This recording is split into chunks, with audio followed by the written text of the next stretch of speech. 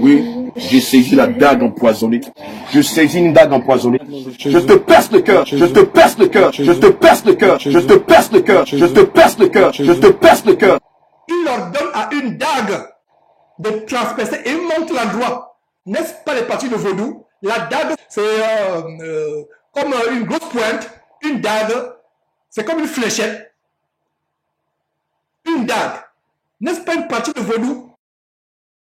Il localise une partie du corps et il plante et à distance, ça vous atteint. Quand je dis que ce groupe c'est un groupe de vaudou chrétien, vous ne comprenez pas. J'espère qu'aujourd'hui, vous allez comprendre pourquoi j'appelle ce groupe vaudou chrétien. Votre frère Georges que je suis, je ne dis pas les choses par hasard. Voilà, lui-même vient de vous révéler la partie du vaudou. Il leur donne à une dague. Il leur donne à une dague de transpercer et il localise bien l'endroit. Voilà ce que le vaudou enseigne. C'est pour cela que ce groupe est bien implanté au Bénin. Shalom, shalom, peuple de Dieu. Alors, nous sommes encore là ce matin dans le cadre de nos émissions d'éclairage pour les enfants de Dieu en ces temps qui sont les derniers. Voilà, nous sommes à la fin des temps et la bataille se porte maintenant sur le terrain et dans beaucoup de domaines. Le diable frappe partout. Il n'y a pas un endroit où il ne frappe pas.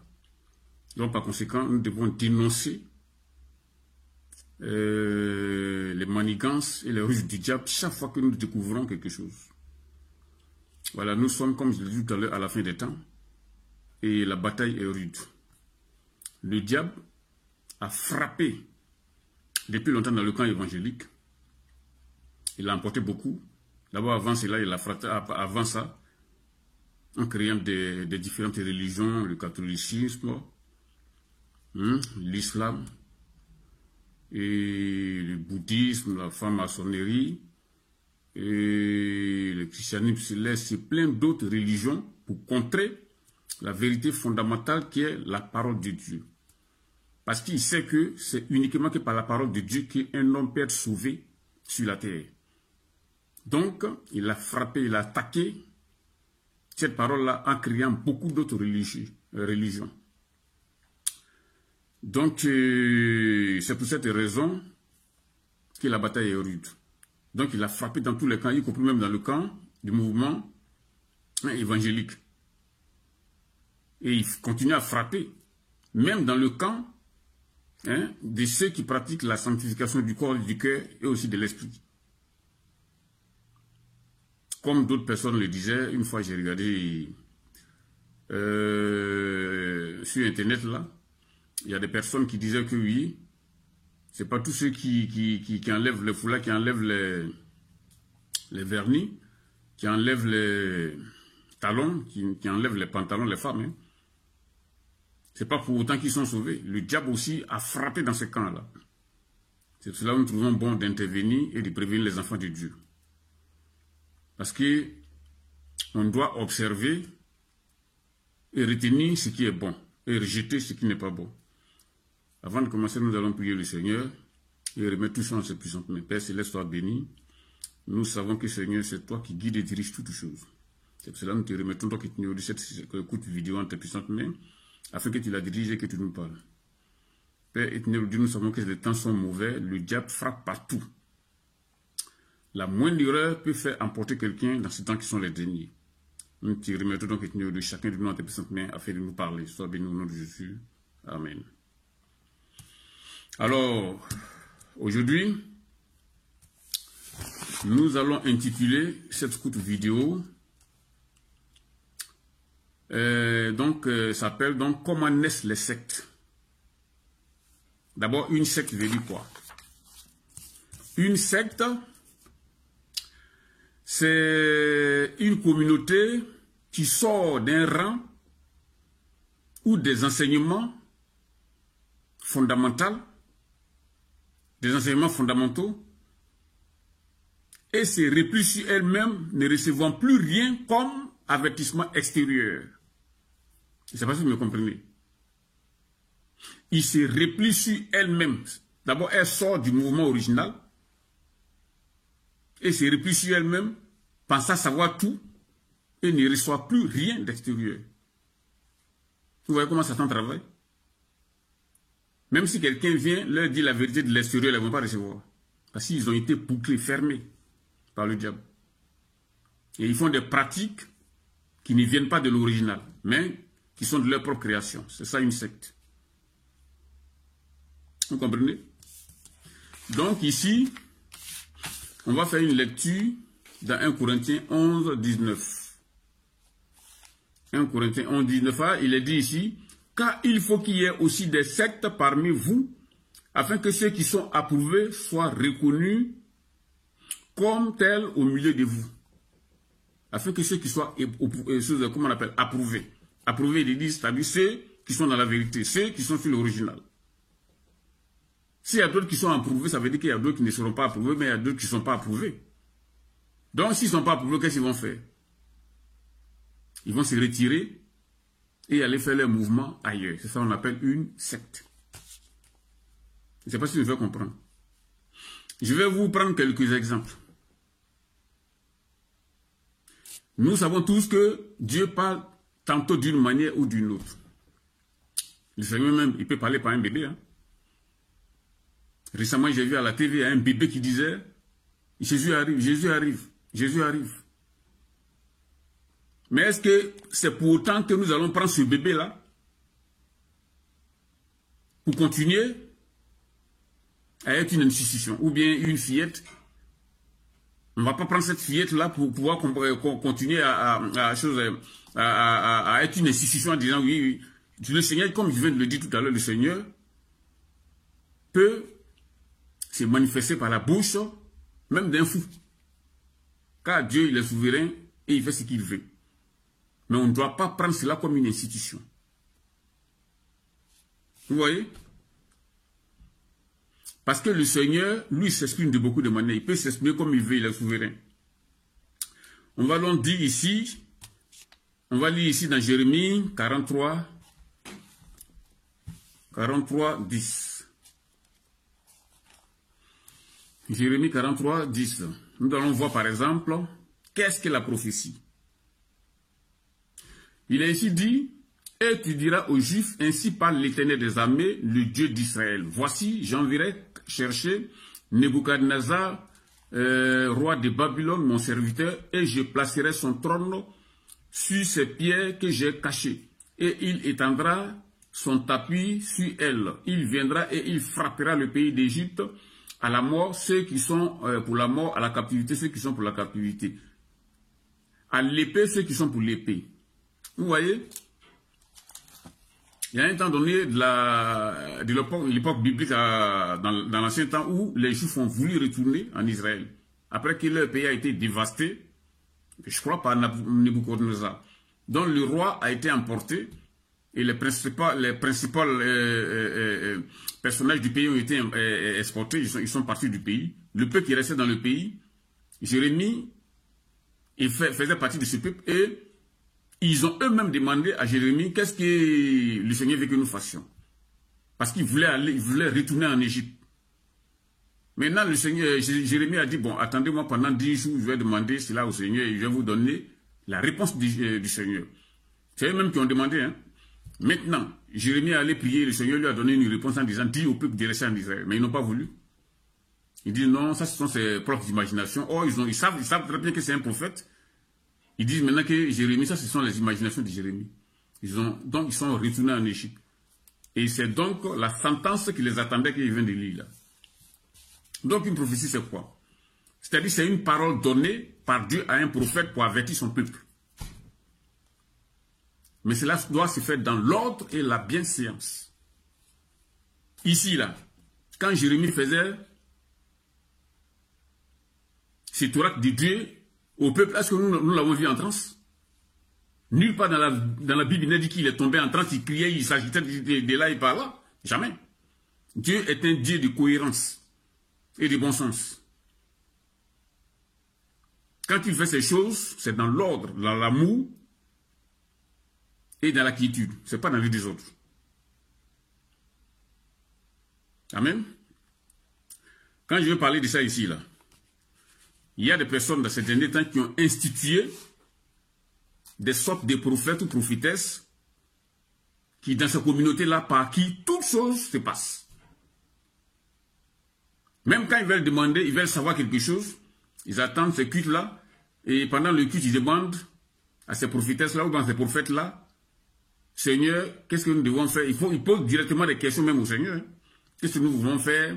Telle chose qui arrive, cet événement qui arrive là, qu'est-ce que c'est? Donne-nous des réponses, c'est comme ça, comme si. Qui vous a dit qu'on cherche Dieu de cette manière? On ne cherche pas Dieu de cette manière. La prophétie, je viens de le dire, doit se tenir dans l'ordre. Par exemple, lors d'un assemblement, puisque tout a été classé par ordre, Dieu est un Dieu d'ordre, s'il y a la prédication, au moment de la prédication, et qu'il y a une prophétie, on fait peut-être la prophétie jusqu'à ce que la prédication finisse. Et puis s'il y a la prophétie doit être, comment on appelle, tempérée. Ça ne doit pas s'étendre sur 50 minutes ou bien 1 heure du temps et tout le monde s'attrouve sur le prophète comme ça. Non, c'est pas comme ça. Le Seigneur a voulu dire quelque chose, il a fini de le dire. Vous mettez bas la tête pour continuer le culte selon le programme. Vous voyez? Parce que le prophète doit aussi être soumis par des prophètes. On va lire cela dans 1 Corinthiens 14, 32. 1 Corinthiens 14, 32.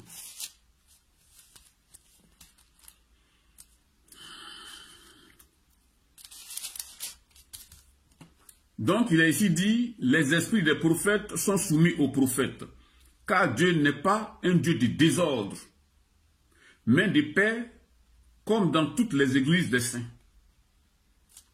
On ne laisse pas couler les choses comme ça dans le désordre. Si vous laissez couler les choses comme dans le désordre, Dieu qui est un Dieu d'ordre, vous avez déjà prévenu. Si vous laissez continuer les choses dans le désordre, c'est d'autres personnes maintenant qui vont contrôler ce culte ou bien ce mouvement-là et non pas Dieu. Parce qu'il vous a prévenu ici qu'il n'est pas un Dieu de désordre. Amen, amen. Donc, une prophétie doit être examinée par des prophètes, par d'autres prophètes. Parce que je vous ai dit que le diable est très rusé. Lui, il vient, il s'infiltre. Si vous ne faites pas attention, si vous ne veillez pas, il vient gâter tout. Hein? C'est comme ça. Vous voyez? Donc, je vous ai dit tout à l'heure que la prophétie doit être tempérée, c'est-à-dire, si vous avez vu déjà que ce que le Seigneur a voulu dire a déjà dit, vous arrêtez la prophétie. Ce n'est pas la peine, si vous êtes par exemple dans un culte, de perturber le culte. Voyez, chaque chose en son temps. Dans le culte, il y a l'adoration, il y a la prédication, il y a la louange, etc. Ces choses-là doivent aller comme ça, il est dans l'ordre. Je viens de vous dire tout à l'heure que Dieu est un Dieu d'ordre, il n'a pas de désordre. Vous comprenez? Donc, comme je le disais tout à l'heure, on va lire 1 Corinthiens 12, 8 pour appuyer ce que je disais. 1 Corinthiens 12, 8.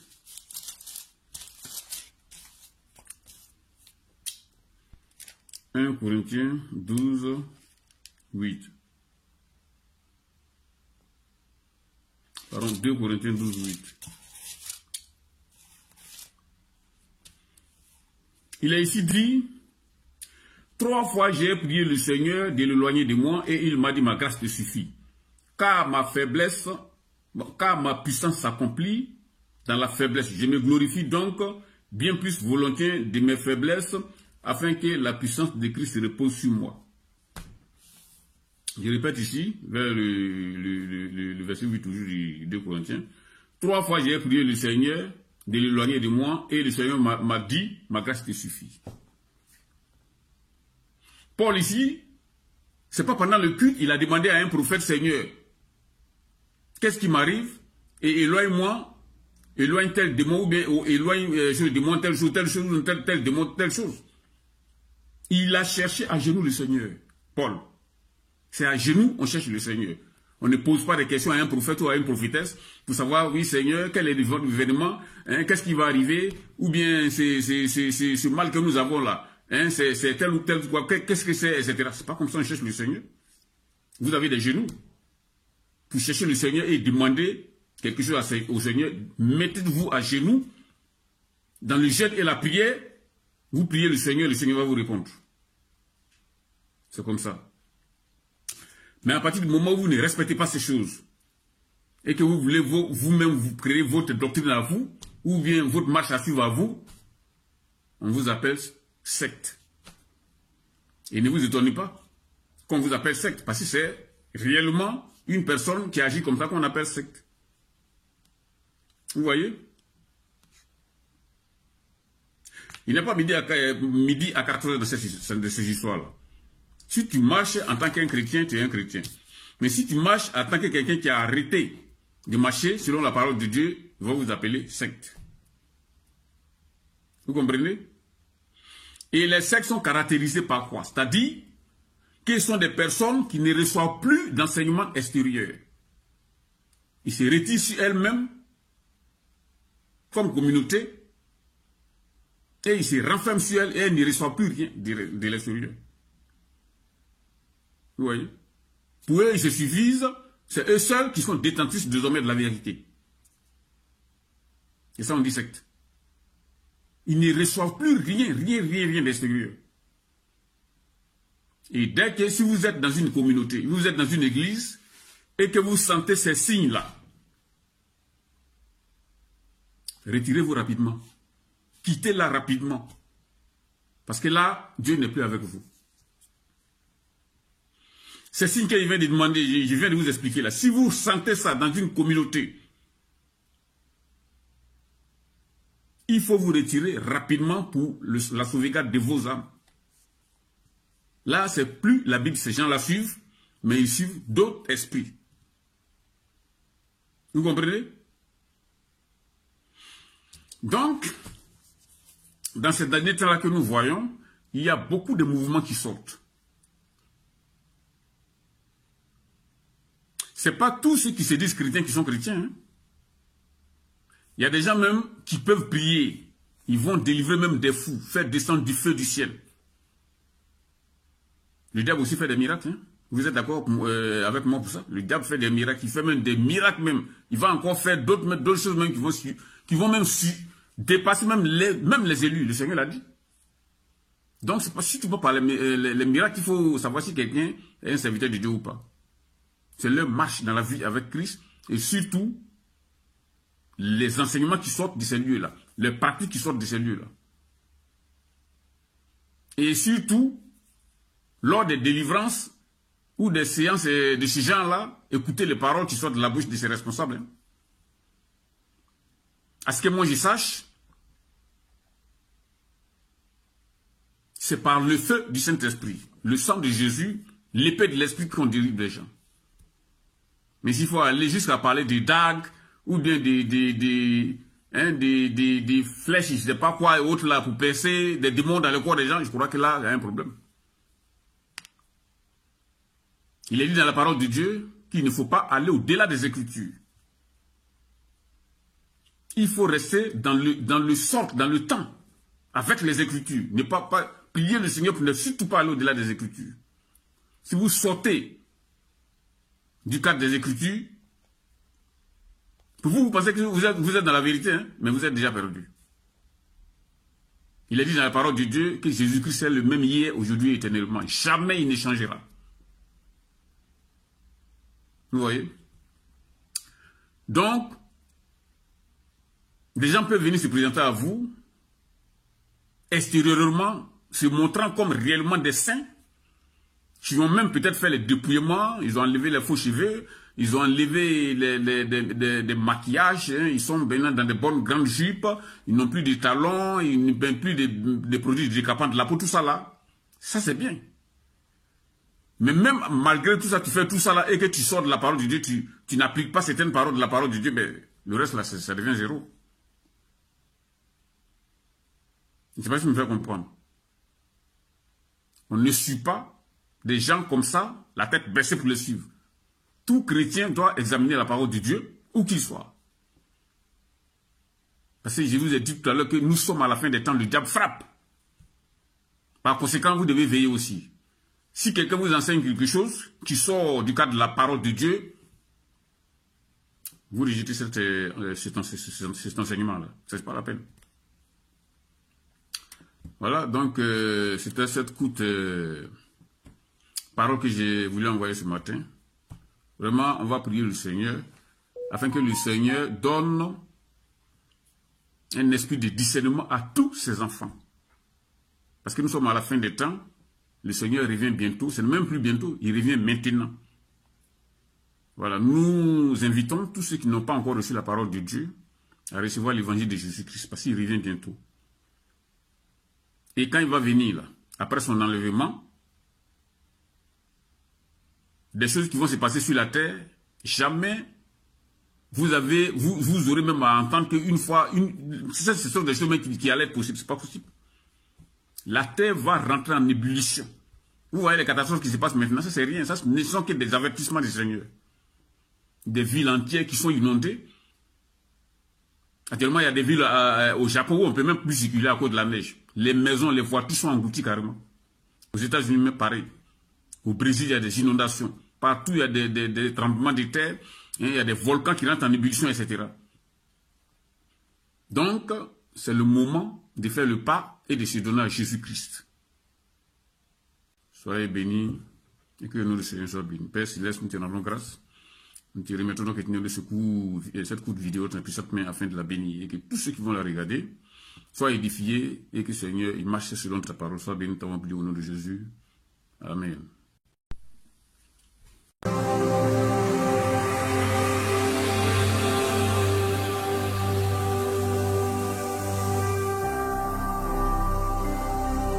Jésus-Christ TV, vous connaîtrez la vérité et la vérité vous affranchira.